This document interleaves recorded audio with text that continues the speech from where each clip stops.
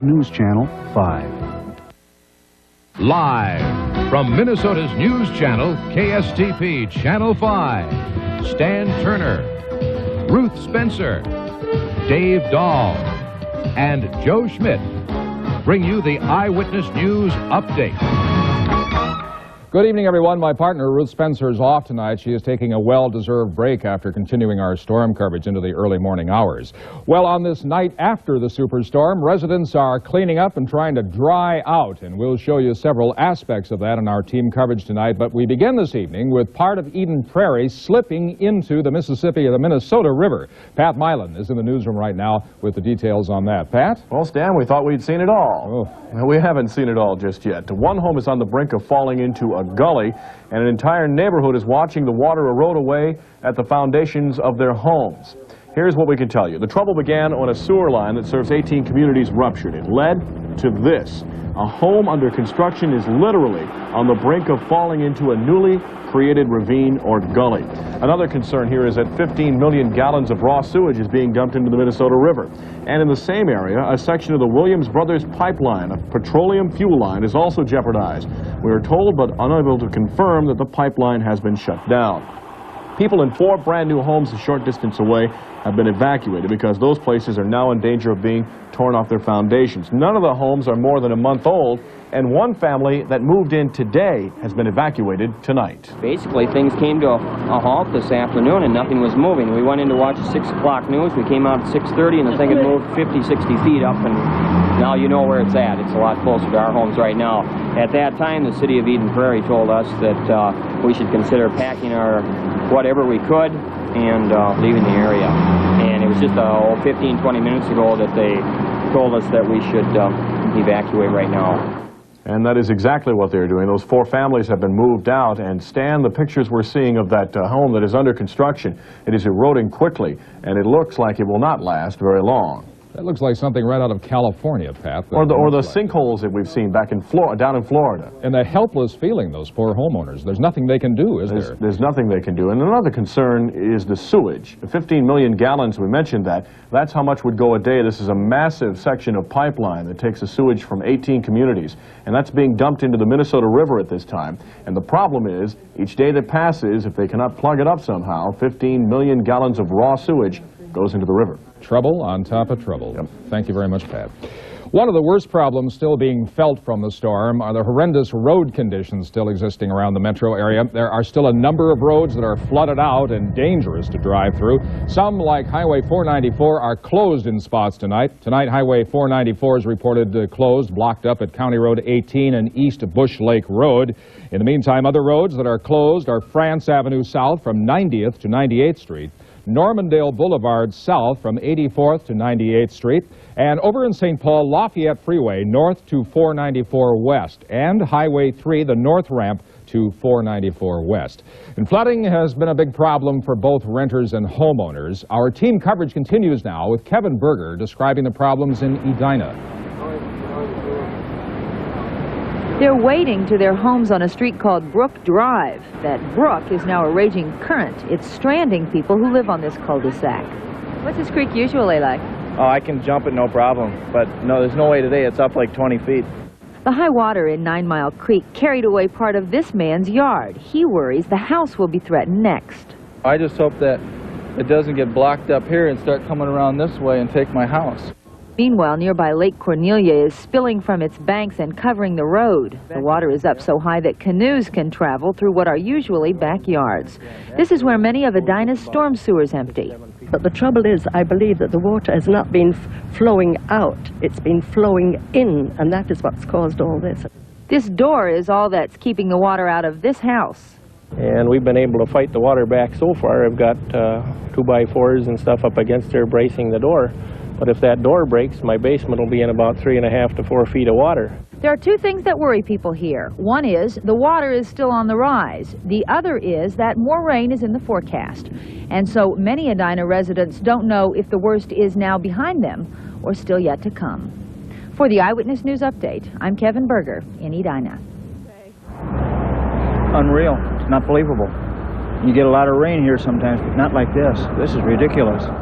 This is Angela's store. Seeing is believing, even for residents of the Fountainhead apartment complex who would like to believe it was a nightmare. About 20 of the families here have lost their apartments and nearly everything inside to floodwaters. When they came last night and said that the water was coming through, I didn't believe them. And they just started seeping through the door, and that was it. Just took everything. If the tenants aren't bailing out their apartments, they're bailing out their cars. Dozens of them inundated in a parking lot that became a lake.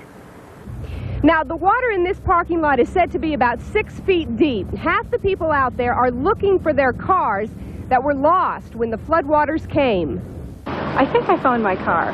I think from the body shape and from the type of windshield wiper blades it has that it is my car. Somehow, through it all, they've found reason to smile. Tenants are beginning to believe that this, too, will pass. Angela Storr for the Eyewitness News Update. And the storms led to death here in the Twin Cities. A man drowned after being swept into a rushing creek. That was in Hopkins. And in South Minneapolis, 78-year-old Harold Burnside died in his basement after a wall collapsed and water poured in. I went to the basement and started calling Harold, but the water was up. I knew that he couldn't answer.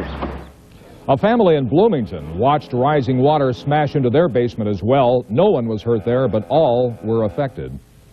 When you're sitting in the water and it's waist high in your backyard, that's kind of an overwhelming feeling. In the meantime, water rushing into the basement level of shops at Southdale closed that mall, but it will open again tomorrow morning, at least in most shops. Heavy rains soaked the ruins left in a Maple Grove neighborhood after that tornado destroyed 10 homes and damaged some 200 others. We got up and just went walking through the neighborhood with coffee and talking to everybody, and you just sort of thank God everyone's alive. Governor Perpich has declared a state of emergency in this and other storm-ravaged areas, but the president must approve before those federal funds become available to folks here in Minnesota. Whether their damage was devastating or relatively minor, thousands of people awoke this morning with the very same questions on their mind. Am I covered? And what do I do with my waterlogged car? Well, we sent reporter Catherine Smith out to find out. The view from Eloise Hepworth's kitchen window isn't usually all water, but 12 inches of rain sent Lake Cornelia in Edina into her backyard and her basement. The freezer's floating on its side with food floating around because it's opened up. But it's going to go down and try to use it, but it's soaked in sewer water. Thousands of Twin Cities residents woke up to soggy homes and a sobering reality this morning. Homeowners insurance won't cover flood damage. Looks like it came right in the window wells. It's a real mess. A lot of personal property loss. All Mike Nelson could do was visit his insurance clients' homes and let them in on the bad news. When you don't live in a floodplain, you can't even buy flood insurance. This is a tough situation for these people, and it's tough for us because usually we like to come out and tell them that everything's going to be okay. Flooded homes aren't the only legacy left over from last night's storm. There are a lot of cars in the Twin Cities that either spent time submerged in water or plowing through some pretty deep puddles. And for those vehicles, there are some very important do's and don'ts. Don't even try to start it until you make sure there's no water in the distributor and air filter and that all electrical connections are dry. Then have all the fluids checked. I don't think I would try to drive it too far until you have your fluids checked, your oils, and your brakes and bearings and all that type of stuff. After all that, your car should be in good shape. But here's one hint. If your neighborhood's going to look like this for a while, buy a canoe. Catherine Smith, Channel 5 Eyewitness News, Edina. Here's another important note. Insurance representatives say even though homeowners' policies won't cover the flood damage, you should not throw away things of value. Instead, have those things assessed, and then you can write them off as casualties on this year's taxes. Dave Dahl is coming up here next on the update with more on the weather, what's to come. And Dr. Michael Breen shows the tragedy of colon cancer, a disease so easily detected in the early curable stages. We hate to start a battle, but those other cows are cattle. The secret of camps, it's the cows. There must be over 100 truck dealers in the Twin Cities. You have to wonder, why do people choose one over another? Well, people are choosing Midway Chevrolet right now because we're offering S10 pickups and Blazers at huge discounts.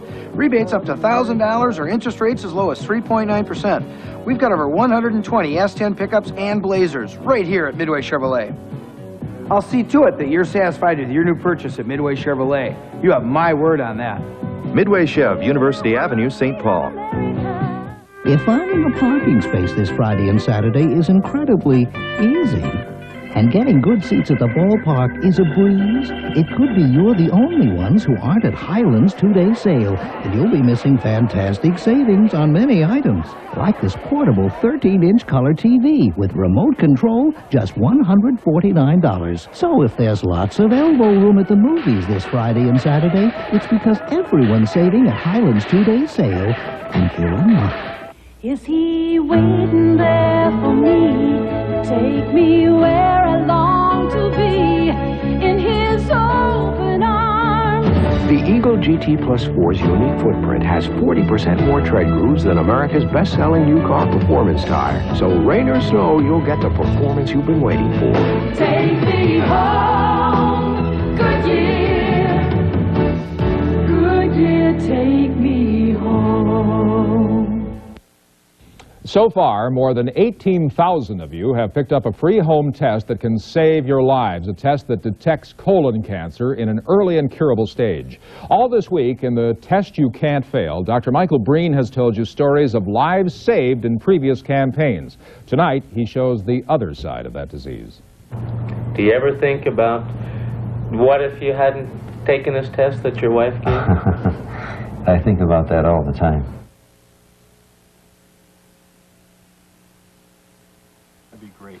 These days, Sharon Sellner is spending a lot more time with her crafts. It's one of the few things she can do without getting tired. Last year, Sharon found out she had colon cancer that had spread to her liver. They didn't even expect me to make it through the first chemotherapy. My doctor says I'm his miracle. Sharon's done well, largely because of the constant support of her husband. She also gets help from her 9 children. Her son Tim has learned to do laundry. He's also learned to cope with a situation no 15-year-old should have to face. You get to think what life would be like without your mother around, and how your father would be acting, and how everybody would change. You just plain have to face it. It isn't going to last forever. I've been lucky, and I just kind of go by that and take each day, and I don't make far-off plans. You don't make plans, but you don't give in to your illness either. Earlier this month, Sharon went back to the hospital for another course of chemotherapy. Give it a good shot. I mean, just don't give up is the one thing I say. Don't give up. Don't let it get you down. Don't let your disease run your life. Fighting advanced colon cancer is a battle no one wants to take on. The cure rate for a tumor that's spread is less than 30%. Yet that cure rate is 90% for an early cancer. What's frustrating is that patients let those early hidden cancers grow until they finally produce symptoms. It takes years for the colon polyp to grow into a cancer, and for the cancer to grow into an invasive and incurable cancer. It's frustrating, and it's very frustrating. It's especially frustrating because there's a simple home test that can often detect that cancer. By detecting blood in the stool, the Hemocult test can detect hidden cancers before they cause symptoms. Raising awareness about that test is the reason Sharon Sellner agreed to talk to us. Would you recommend that this test is a good idea? Or? I think so, definitely. Because, if I would have been checked out sooner, I wouldn't be in the position I'm in now. Well, with the Hemocult test we are offering for free, you can virtually ensure never having to face advanced colon cancer. We've teamed up with Lund's and Mount Sinai Hospital to get you those tests. You can pick them up free at Lund's stores, or you can order by phone. Here in the metro area, call 872-5566. And outside the metro, call 1-800-541-2250 between 10 in the morning and 8 in the evening. They'll be available for another 3 weeks, so do yourself a favor, a life-saving favor. A Maryland-based group says it wants to buy a whole lot of Dayton Hudson stock. Dayton Hudson officials say they received a letter from Herbert Haft, telling them that a Haft-controlled company plans to buy more than $15 million of the company's stock. Another company held by Haft, the Dart Group, was suspected of engineering a hostile takeover attempt. That was of Dayton Hudson in recent weeks. Dayton Hudson officials say the move is not a takeover attempt and that $15 million of their stock, their outstanding stock, is only a small amount. Leading our news from around the world and around America this Friday night, a Lebanese Muslim hijacked an Air Africa jet from Rome to Paris. Crew members subdued him during a fuel stop in Geneva, but not before he shot and killed a passenger. A Kuwaiti tanker under U.S. protection hit a mine in the Persian Gulf, blowing a hole in its hull, but it made port with no injuries, taking on only a bit of water. Iran likely set that mine, but there's no proof yet. U.S. Secretary of State Schultz wrapped up his testimony on the Iranian arms sale, denying he could have stopped the weapons sale by threatening to resign. And President Reagan tapped a federal judge from Texas to head up the FBI, Judge William Sessions, known for a tough law and order approach. The Senate must still give its approval. Pretrial motions continue in St. Paul Marine Clayton Lone Tree's court-martial on spy charges. Testimony is expected to begin this coming week.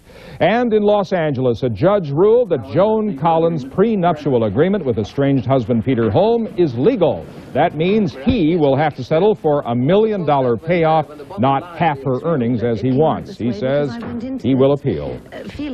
Well, a lot of us, probably you, appealed for some dry skies, and we got them. Oh, isn't that what a blessing? We've missed the rain now that was down to our southwest. Looked pretty ominous down to the southwest, but now it is going to stay down there at least through the nighttime hours tonight. But then we're expecting the possibility of more coming in late tomorrow night. It could get heavy by that time. State climatologist Jim Zandlow has put together quite a map, getting all the rainfall gauge network around the Twin Cities metropolitan area, and the heaviest amount he could find was 12 3/4 inches in East Bloomington. But that huge swath there of 10 inches or better from the eastern part of Lake Minnetonka all the way through Bloomington, that produced 15 billion gallons of water. That's how much fell out of the sky just in that area right there. And then you have 6 to 8 inches out from that all the way to 2 inch. That is a huge 2-inch area that extends well into west central Wisconsin.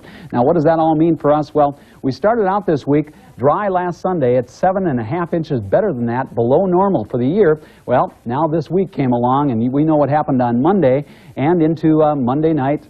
And also the rainfall that we had last night. Now we are better than 5 3/4 inches above normal for this year. Officially out at the airport, this is what the total was. It broke the storm total record, 10 inches there. 86 today's high temperature, 68 this morning's low temperature. Currently under a partly cloudy sky, our temperature is sitting at 77. The dew point now is 64% for the relative humidity. A north wind at 6 and the barometric pressure rising, 30.11 inches, partly cloudy skies. Now with all that moisture last night, there's a lot of mold in the air. Now we've been talking about the pollen allergy alert, but for you folks that are allergic to mold, this is going to get extremely high. We're going to have that in the very, very high level. Look at the satellite loop for the last 8 hours or so and watch the clusters of thunderstorms down to our south. Huge clusters. The same situation that was over east central Minnesota last night is now sitting over east central South Dakota. They could have localized flooding there. That's going to present quite a problem, and that moisture is headed up in this direction for late tomorrow night. The forecast map for tomorrow shows scattered showers and thunderstorms southwestern Minnesota. That'll start to spread in this direction by late tomorrow night. Little partly sunny skies. We should have highs in the mid-80s. The forecast for the Twin Cities for tonight: increasing clouds, a brief shower late.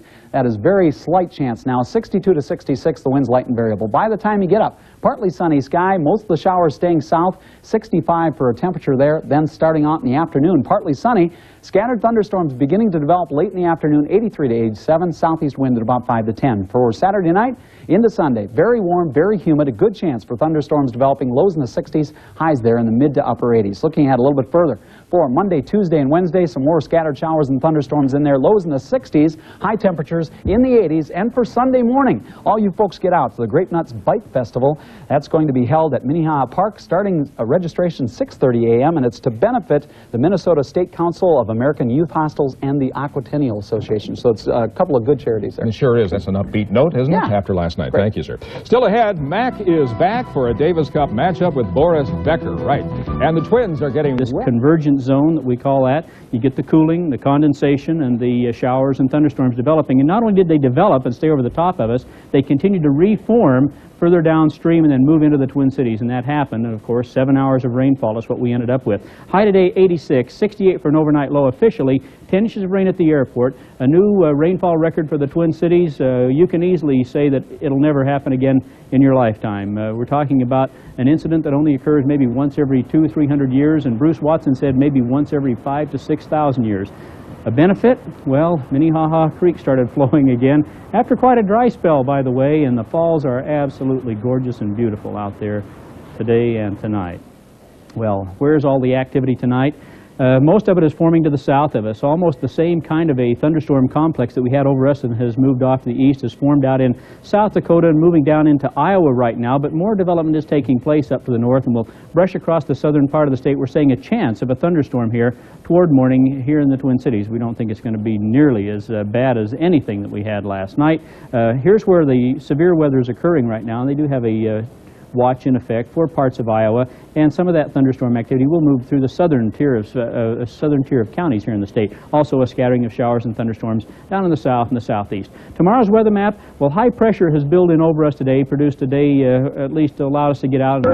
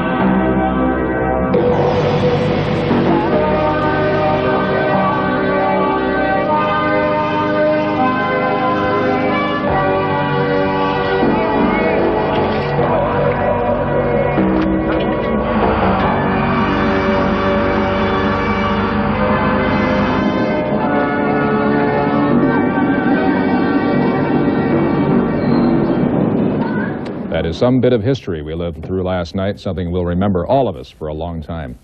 Now a look at Minnesota tomorrow. From Minnesota's News Channel tonight, work will continue to dry homes, clear the roads, and restore power following last night's storms.